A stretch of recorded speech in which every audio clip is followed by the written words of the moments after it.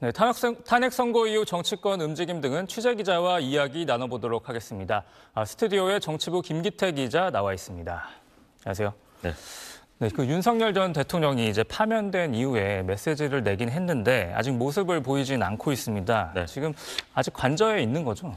그렇습니다. 어제 자신의 파면 선고 장면을 관저에서 TV 생중계로 지켜본 윤석열 전 대통령은 아직까진 서울 한남동 관저에 머물고 있습니다. 윤 전 대통령은 이르면 오늘 한남동 관저를 떠나 서울 서초동 자택으로 거처를 옮길 것으로 보입니다.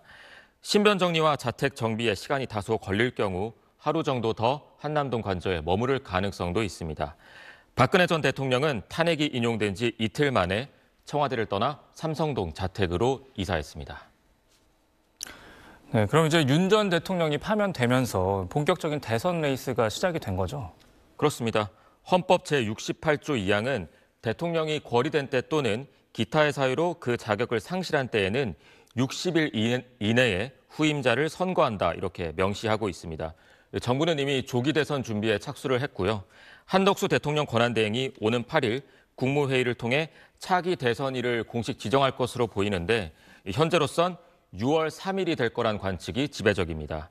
대선에 출마할 현직 광역자치단체장들은 선거일 30일 전에 사퇴해야 하기 때문에 다음 달 4일까지는 거취를 결정해야 합니다.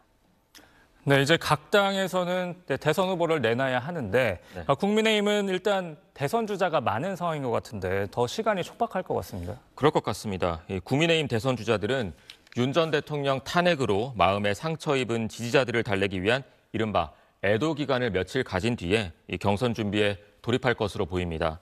다음 달 초에는 대선 후보를 확정해야 하는 만큼 다음 주쯤에는 당내 경선 선관위를 꾸려야 합니다. 대선 출마는 물론 단체장 경력 등 지명도 있는 주자가 많아서 경선 흥행을 이끌어낼 수 있을 거란 기대가 당내에는 있고요.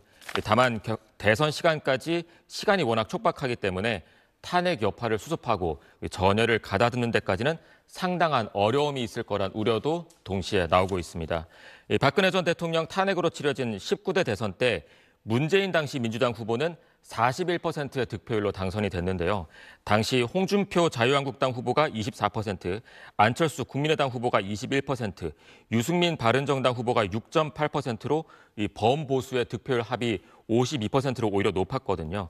당시엔 박 전 대통령 탄핵에 대한 견해 차이로 보수 진영 후보들이 분당을 겪으면서 지지표가 갈렸던 건데 이번엔 학습 효과 등으로 탄핵 국면에서도 보수 진영이 분열하지 않았다는 점은 이전과 다른 점입니다.